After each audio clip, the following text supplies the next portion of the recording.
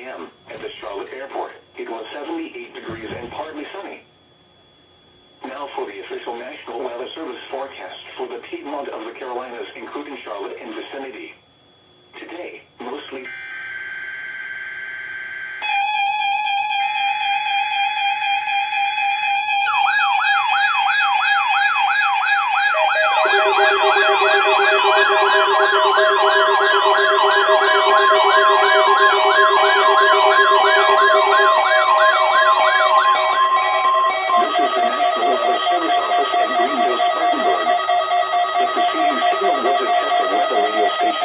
WXL-70's public warning system. During potentially dangerous weather situations, specially built receivers can be automatically activated to warn of an impending hazard. Tests of the signal and receiver's performance are normally conducted between 11 a.m. and noon each Wednesday. If there had been a threat of severe weather, the test would have been postponed until the next available good weather day. Reception of this broadcast and the warning alarm will vary at any given location.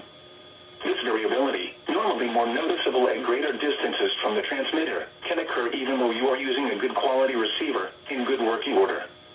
The warning alarm will be activated for hazardous watches and warnings.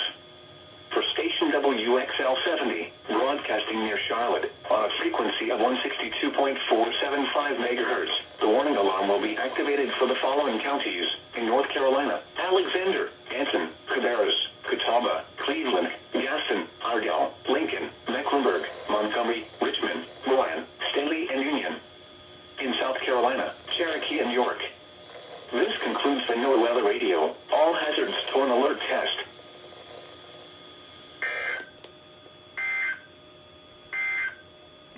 That's a perfect activation weekly. For the Piedmont of the Carolinas, including Charlotte and